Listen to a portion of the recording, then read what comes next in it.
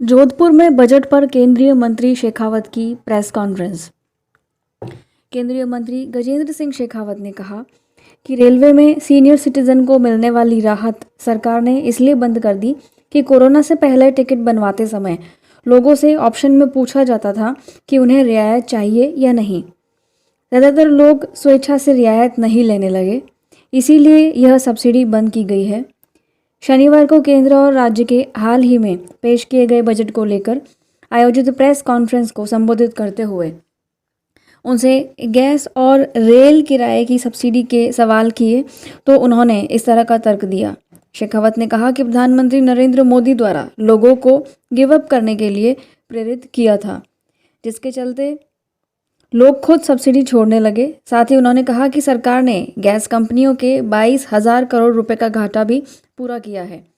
अभी भी उज्ज्वला योजना में 200 रुपए की सब्सिडी दी जा रही है। इससे पहले शेखावत नहीं केंद्र सरकार के कामों की लंबी चौड़ी फहरिस्त गिनाते हुए कहा कि आज भारत दुनिया में आर्थिक महाशक्ति बनता जा रहा है। राज्य के लिए गिनाए पानी, रेल और सड़क के काम। उन्होंने हनुमान बेनीवाल द्वारा 5 मंत्री होते हुए भी राज्य के लिए बजट में कोई बड़ी घोषणा नहीं करवा पाने के आरोप का जवाब भी दिया।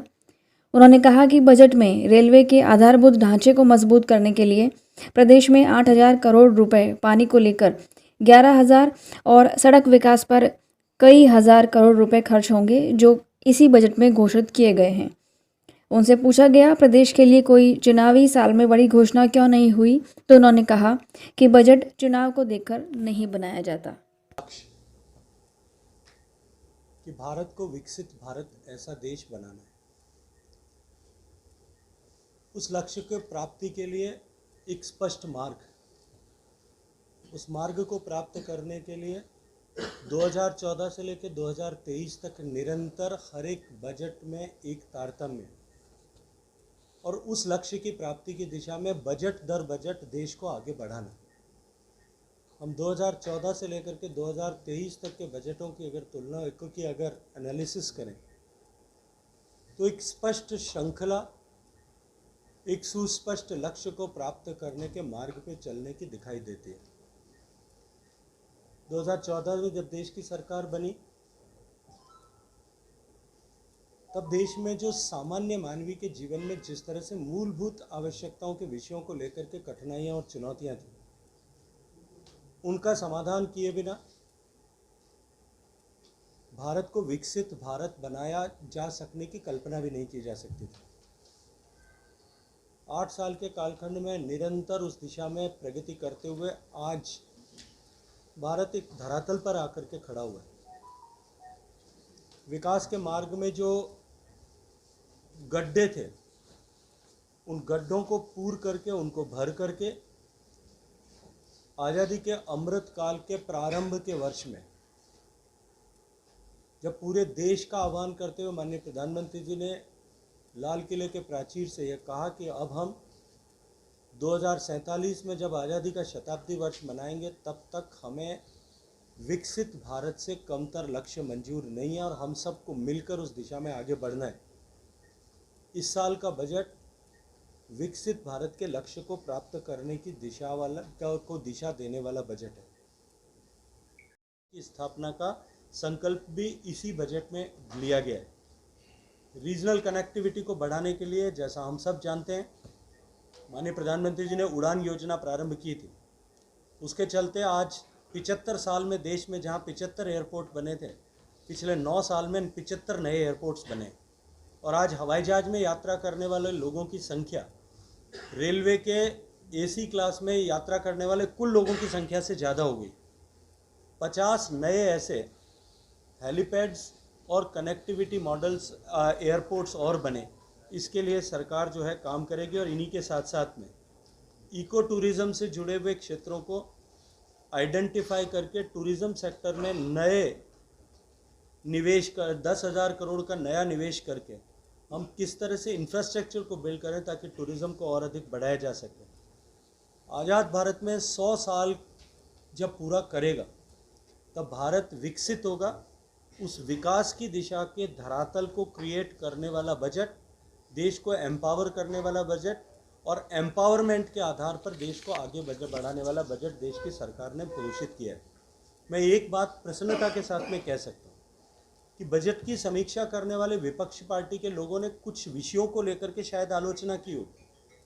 उन्होंने शायद अपनी पॉलिटिकल प्रतिबद्धताओं के चलते हुए शायद बजट से इतर हट करके बजट के स्पीचेस में शायद किसी और विषय को लेकर के, किसी प्राइवेट कंपनी को लेकर के शायद कुछ उक्तियां फप्तियां कसने का प्रयास किया होगा, लेकिन किसी भी एक भी पॉलिटिकल इकोनॉमिक एनालिस्ट ने ये बजट खराब है या इस बजट में कमी है इसका कहीं कोई उल्लेख पूरे देश भर में नहीं किया है। सर्वदूर इस बजट का स्वागत हुआ।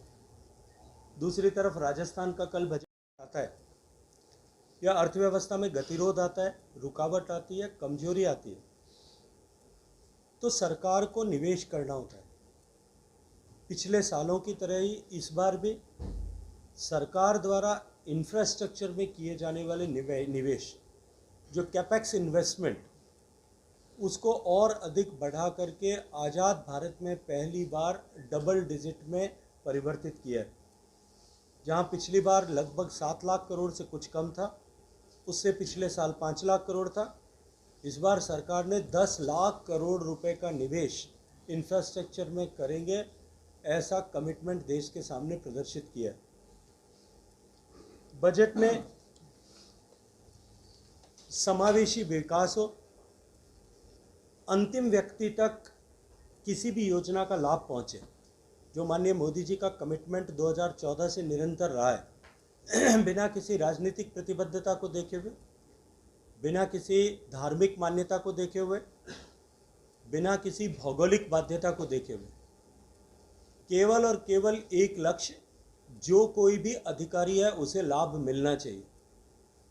इस लक्ष्य के साथ जितनी भी योजनाएं प्रारंभ की गई हैं उनकी लास्ट माइल डिलीवरी को एक बार फिर सुनिश्चित करना, बुनियादी ढांचे को और अधिक सुदृढ़ करने के लिए निवेश करना, भारत की छुपी हुई क्षमताओं और भारतीयों की छुपी हुई क्षमताओं को उद्घाटित करना, भारत में ग्रीन ग्रोथ, जिस तरह से विश्व में क्लाइमेट चेंज के कारण से जो खतरे बढ़ रहे हैं और भारत ने पेरिस के बाद में जिस तरह से अपने कमिटमेंट को पूरी दुनिया के सामने रखा भी और उन्हें पूरा भी किया,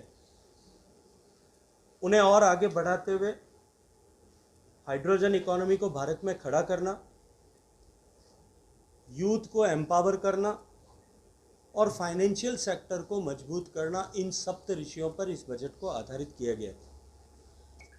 मित्रों, माननीय प्रधानमंत्री जी ने ये जो बजट इस साल का दिया है, इस बजट ने आने वाले 25 साल में विकसित होने वाले विकसित भारत और आने वाले 50 साल तक के विकसित भारत की आधारशिला रखने का काम इसके माध्यम से किया है। सामान्यतया जब सरकारें अपना निवेश बढ़ाती है तो सरकार को आय का सृजन करने के लिए टैक्सेस को बढ़ाना पड़ता है, लेकिन माननीय मोदी जी की सरकार ने हम सब मध्यम वर्ग के लोगों को राहत प्रदान करते हुए जो मांग पिछले इतने वर्षों से लंबित थी, उस मांग को पूरा करते हुए मध्यम वर्ग के हितों का संरक्षण कर इनकम टैक्स के दायरे को बढ़ाने का काम भी इसके माध्यम से कर 7 लाख रुपए तक किया है। में हमारे यूनिकॉर्न्स में 3,47,000 करोड़ रुपए से ज़्यादा का निवेश आया है और देश में 108 माला के मोतियों के जैसे यूनिकॉर्न्स भारत में बने हैं। सबसे ज़्यादा यूनिकॉर्न्स बनाने वाला देश हमारा भारत बना है। एग्रीकल्चर के सेक्टर में इस तरह से स्टार्टअप्स आएँ ताकि हम प्रोसेसिंग की कैपेसिटीज़ को देश में बढ़ा सकें। आज भी क्योंकि दुनिया में जिस तरह से प्रचलन बदल रहा है, खाद्यान्न की भोजन की पद्धतियां बदल रही है, आज भारत में भी उसी तरह से उसका परिवर्तन हम सबको दिखाई देता है। आज रेडीमेड फूड जो है घरों में भी, हमारे सबके घरों में भी, मध्यम वर्ग के घरों में भी प्रवेश कर गया है। ऐसे में फूड प्रोसेसिंग को दुनिया के मार्केट के लिए और भारत के मार्केट के लिए सुदृढ़ करने के लिए हम एग्रीकल्चर सेक्टर में फूड प्रोसेसिंग को प्रोत्साहित करने के लिए स्टार्टअप्स को एक बार नए सिरे से स्ट्रेंथन करें, उनकी हैंड होल्डिंग करें, इसका प्रावधान भी इस बजट में किया गया है। जैसा मैंने कहा कि ग्रीन ग्रोथ के लिए नेशनल हाइड्रोजन मिशन को 19,700 करोड़ रुपए के माध्यम से प्रारंभ करने की घोषणा इस बजट में की गई। हम सब जानते हैं कि भारत की खुद की बनाई हुई स्वदेशी टेक्नोलॉजी से 5G हमारे यहाँ प्रारंभ हो गया है। 5G आने के बाद में वर्चुअल वर्ल्ड में बहुत सारा परिवर्तन होने वाला है। आप सब ने भी नोटिस किया होगा, जब आपने 5G चालू किया होगा तो बहुत सारे ऐप्स को अपडेट करने की आवश्यकता पड़ेगी होगी। आने वाले समय में 5G आने के बाद में हम सब लोगों के जीवन में बहुत बड़े परिवर्तन होने वाले हैं, जिनकी आज हम कल्पना भी नहीं कर सकते। उनको लेकर के जिस तरह से आने जो है तकनीकी से दक्ष लोगों की आवश्यकता पड़ेगी, ऐसे सेंटर्स बना करके 100 लैब्स ऐसी विकसित की जाएंगी सरकार के सहयोग से, जिसमें इस तरह की इस टेक्नोलॉजी पे काम करने वाले ऐप्स, गेम्स और अलग मॉड्यूल्स को डेवलप किया जा सके। रेल का बजट माननीय प्रधानमंत्री जी ने ऐतिहासिक रेलवे में कैपेक्स इन्वेस्टमेंट बढ़ाते हुए 2,40,000 करोड़ रुपए के निवेश की घोषणा उसके माध्यम से की है। प्रधानमंत्री जी का सपना और उनका संकल्प कि देश के हर गरीब को घर मिलना चाहिए। हमने 3 करोड़ 79 लाख हाउसेज अभी तक बनाए हैं या बनाने की प्रक्रिया चल रही। इसको और अधिक गति प्रदान करते हुए प्रधानमंत्री आवास योजना के बजट में 66% बढ़ोतरी की गई। देश का प्रधानमंत्री बनने के बाद देश के हर जिले में मेडिकल कॉलेज बने, इस संकल्प के साथ में मोदी जी की सरकार काम कर रही और उसका प्रभाव आज हमें धरातल पर दिखाई देने लगा है। हर मेडिकल कॉलेज में साथ में नर्सिंग कॉलेज में बने 170 संतुलन बनाकर रखा गया। उसके चलते आज भारत में प्रति व्यक्ति आय दुगने से ज़्यादा होकर के 1,94,000 रुपये प्रति वर्ष हो गई है। ये 75 साल के आज़ादी के 75 साल पर जो माननीय प्रधानमंत्री जी ने बजट प्रस्तुत किया है, ये बजट ईज ऑफ लिविंग, सामान्य मानवी के जीवन को सुगमतर बनाने वाला ऐसा बजट आर्थिक विशेषज्ञों ने माना है। सामान्यतया जब सरकार बजट बनाती है और बजट के माध्यम से आगे आने वाले एक साल का अपना रोड मैप वो देश के जनता के सामने प्रदर्शित करती है।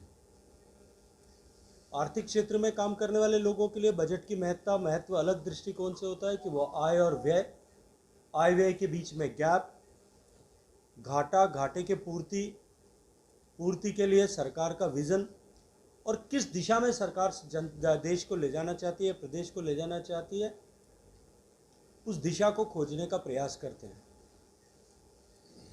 माननीय प्रधानमंत्री जी के नेतृत्व में इस बजट को नागरिकों के लिए बड़े अवसर उपलब्ध कराना, विकास और रोजगार के सृजन को और अधिक मजबूती प्रदान करना और भारत की आर्थिक स्थिरता को मजबूत करना, इन 3 पिलर्स पे, 3 वर्टिकल्स पे इस बजट को गढ़ा गया है।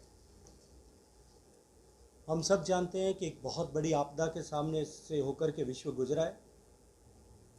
उसके दर्द को हम सब ने साथ मिलकर के साझा किया है। लेकिन दुनिया की बड़ी इकोनॉमीज में माननीय मोदी जी के नेतृत्व में भारत ने कोविड का जिस साहस के साथ में और जिस दूरदृष्टिपूर्ण सोच के साथ में सामना किया, आज दुनिया की एकमात्र इकोनॉमी है जिसने प्री कोविड बेंचमार्क्स जितने भी थे, चाहे किसी भी पैरामीटर पर हम देखें, निर्यात की दृष्टि से, उत्पादन की दृष्टि से या टैक्स कलेक्शन की दृष्टि से, किसी भी जो है आर्थिक गतिविधियों को मापने के 3 पैमाने हो सकते हैं। उन तीनों दृष्टिकोण से दुनिया में एकमात्र बड़ी इकोनॉमी भारत की है जिसने रिकवर करके नए बेंचमार्क्स जो हैं पोस्ट कोविड वापस क्रिएट किए। तो निश्चित रूप से माननीय प्रधानमंत्री जी के कुशल आर्थिक प्रबंधन का परिणाम है। हम सब जानते हैं भारत कृषि प्रधान देश है, लेकिन साथ ही साथ में हमारे देश में खाद्यान्न का ओवर प्रोडक्शन भी हम सब लोगों के लिए धीरे धीरे चुनौती बनता जा रहा है।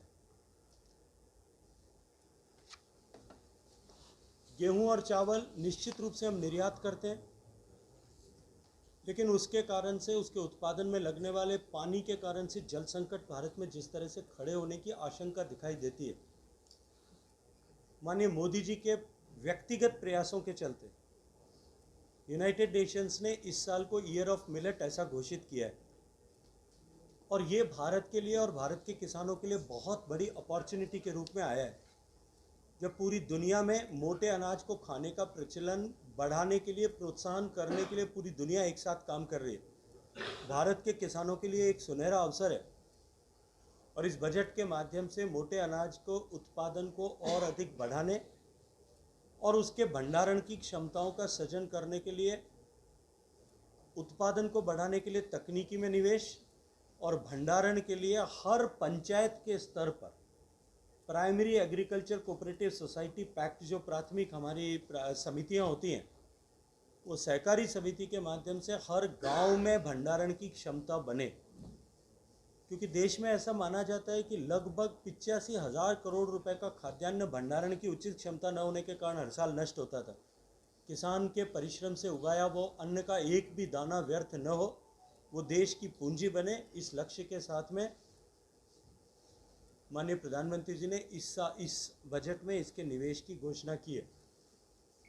आदिवासियों के, अनुसूचित जाति के और पिछड़ी जातियों के हितों को साधने के लिए और इन पिछड़े वर्ग के लोगों के लिए, दलित, पीड़ित और शोषित वंचित समाज के लोगों के लिए माननीय मोदी जी का कमिटमेंट 2014 से निरंतर चला रहे। उनको स्ट्रेंथन करने के लिए जहां एक और एकलव्य विद्यालयों में 38,500 से ज़्यादा शिक्षकों की नियुक्ति की चर्चा की गई है, लेकिन इसके साथ साथ में उनके लिए रोजगार के अवसर और बने, इस दृष्टिकोण से भी बजट में प्रावधान किया गया है। मछली पालन, जो भारत के लिए एक बहुत बड़ी संभावनाओं का क्षेत्र है, उसको सुदृढ़ करने के लिए 6,000 करोड़ रुपए के निवेश की घोषणा इस बजट के माध्यम से की गई है। युवाओं को जो स्टार्टअप में सहयोग करने की बात माननीय प्रधानमंत्री जी ने 2015 से प्रारंभ की थी। हम सौभाग्यशाली हैं कि हमारा देश आज दुनिया का तीसरा बड़ा